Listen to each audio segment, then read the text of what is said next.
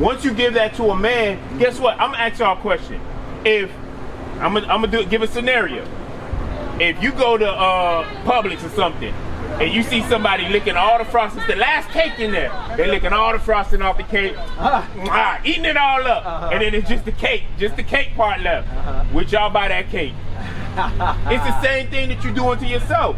You defiling yourself because guess what? You giving all your best, your sweetness to a man that don't give a damn. That all he wanted was the frosting, but he didn't want to cut into the cake, and he didn't want to dedicate himself to the whole cake. He only wanted just that little bit of sweetness off of the cake, but he didn't give a damn about the rest. Right. All praises, the person you're with, you're actually engaged. So all praises, I hope you guys follow all the way through. I want to ask you a question. What's his race? What's his nationality? He's white. What's the nationality of the guy that you're dealing with? Haitian. Guess what? It's all wrong. Everything is wrong. Everything is wrong. I know you like eating legume and all that stuff. I know you like chilling and stuff like this. Your sister-in-law? Yeah. Okay, all right. I want to show you guys something real quick. Go to Ezra chapter 9 and verse I think it's like verse 13. Sis, real quick question. Are you dealing with a man? Okay, how old are you? Oh, you look real young. All right, that means you don't need no boyfriend. Focus on school. All right, focus on school. Sisters, do not focus on the right things in life. A nigga will use you and abuse you. You understand? What I'm saying is that a man, he'll only be with you for the wrong things. You understand? And a lot of times we don't even know how to marry properly. You understand? Because as a people, we don't understand the importance of marriage according to God. Not according to our heart, not according to how we feel, but according to God. Now let me see. Did you do? Yep, read that. Ezra chapter 10 and verse 2. Subscribe to Sister Messiah. Ezra chapter 10 and verse 2.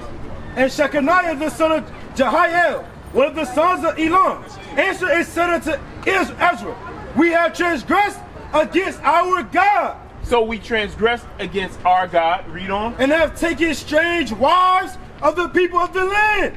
Yet now there is hope in Israel concerning this thing.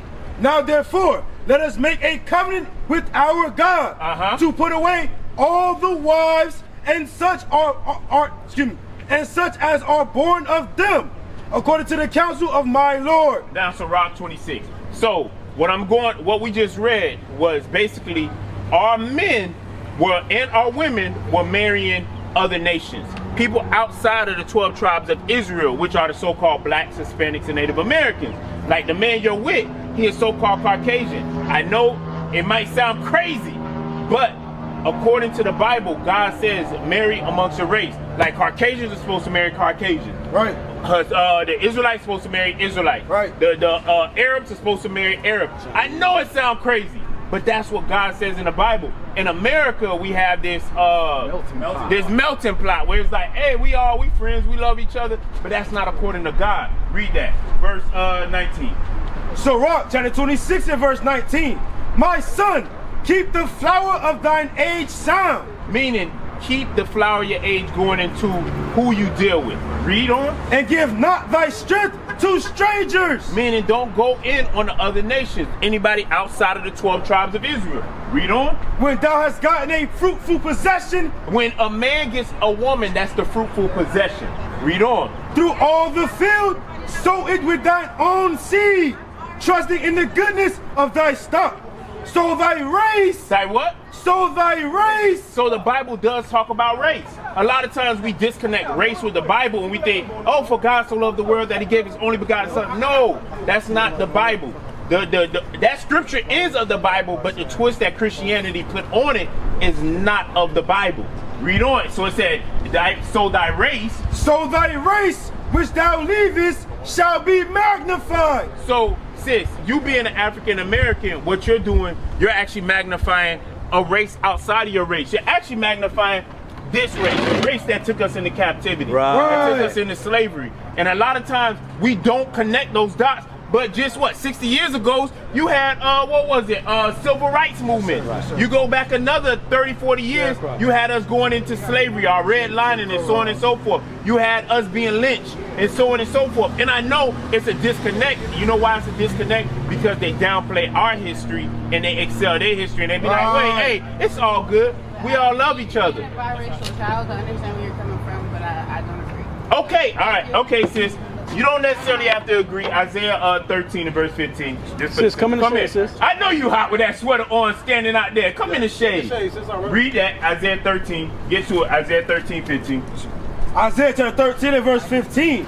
Everyone that is found shall be thrust through, and everyone that is joined unto them shall fall by the sword. So everyone joined, sis. What we're talking about is interracial marriage. Anybody joined to someone outside of your race will be thrust through. Meaning, if you marry somebody who is not of the 12 tribes, the blacks, Hispanics, and Native Americans, guess what? God says there's a judgment for it. Regardless if we believe it or not, there's a judgment for it in the Bible. Right. Finish it off. Their children also shall be dashed to pieces before their eyes. So what I hate to say it, but the child that she has and the child that she's about to have is about to be meat washed. That's Bring it out. It's about to be smashed to pieces.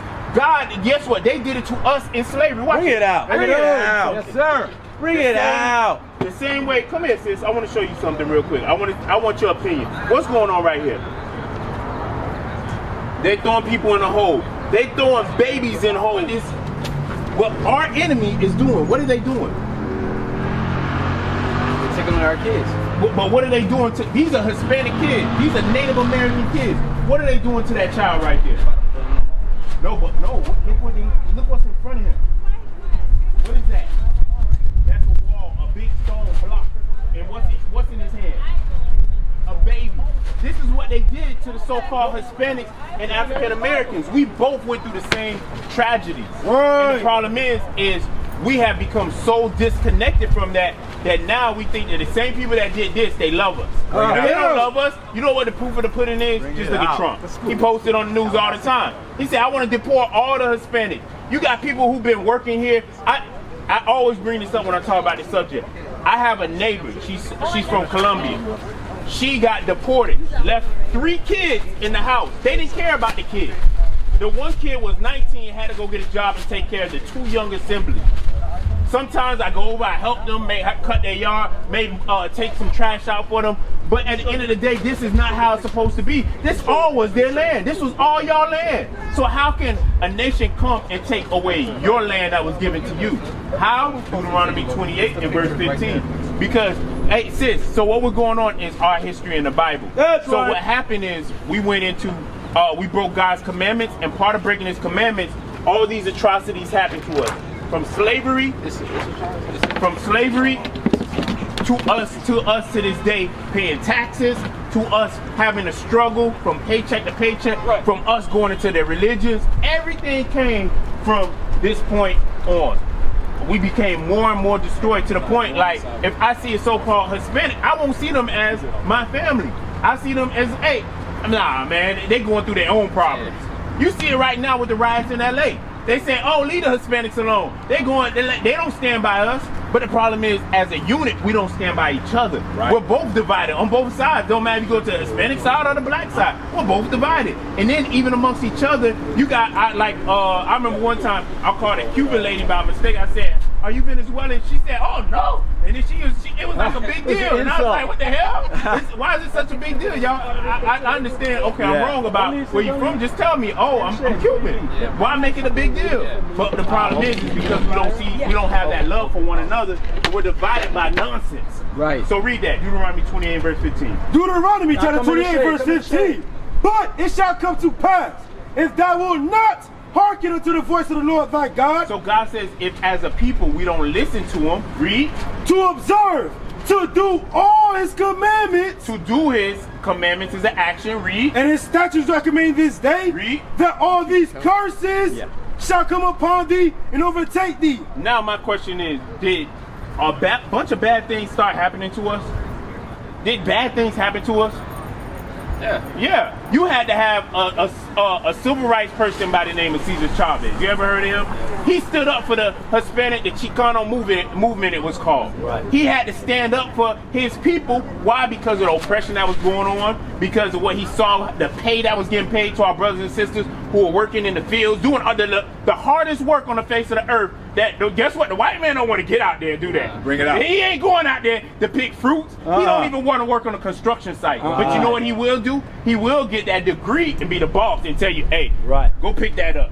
And then go home and laugh with his family and eat good and pay you the least amount of money. Right. That's happens across the board to blacks and Hispanics. Now read on. Getting deported now. Verse 16. Curse shall not be in the city, and curse shall not be in the field. So going back to working in those fields, it's a curse working in those fields. And in every city, guess what? We might not think it, but the people that took us into slavery, you still think they see us as equals with them? They do not. They do not. Matter of fact, when I know a Cuban dude I work with, he went to, I want to say it was Polk County.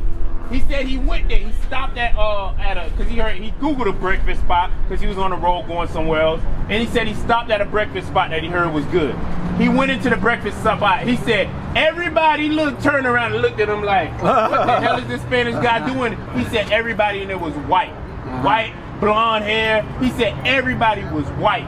And he said they knew. He was like, man, I'm light. He lighter than you. You would think that he looked almost white if you look at him. But he said they knew that I was different just me walking into their establishment. And this is across the board. Now jump over to verse 34. 36. Now watch this. Verse 36.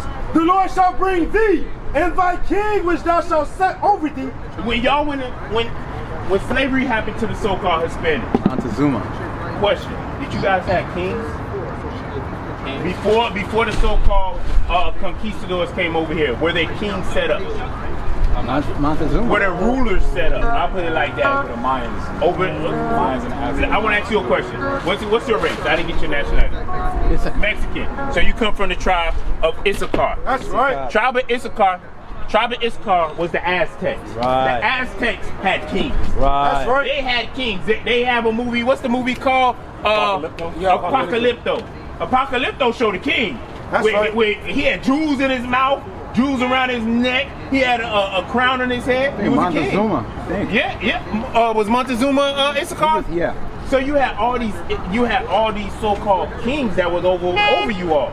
But guess what? What did it say? Read that. The Lord shall bring thee and thy king which thou shalt set over thee. So it said the king that you set over you and you, read, unto a nation which neither thou nor thy fathers have known.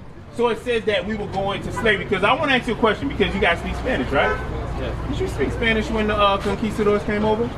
When they pulled up to the shore, was it hola, ¿cómo está? No. It wasn't. Matter of fact, I have a book that says that you all were the most peaceful people that the Spaniards had came upon. Right. They said you guys were so peaceful, had such a level of hospitality that it was beyond their mind. And they said that you guys had customs that were according to the Bible. That's right. You had traditions that were biblical traditions. Now I want to ask you today, what's your tradition? What y'all go to church on Sunday? Church on Sunday, yes. Church on Sunday? Where did church on Sunday come from? You just started, but I want to ask you a question. Where did church come from on Sunday? I want to ask you a question. In Spanish, how do you say Saturday? El Sábado. Do you know the Bible talks about Sabbath? It's not a coincidence that it's El Sábado. You understand that?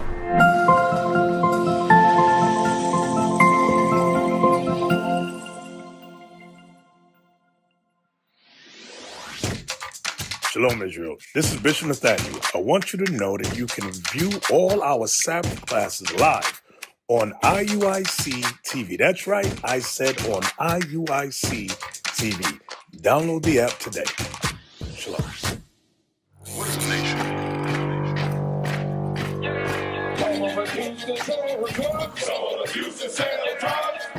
Nation is men leading by example.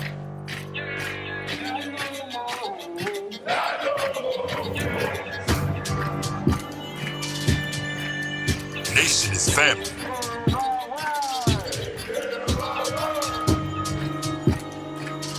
Nation is community. Nation is children with role models.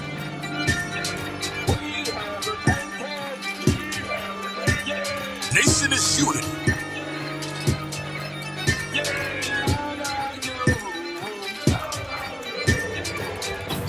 Nation is you.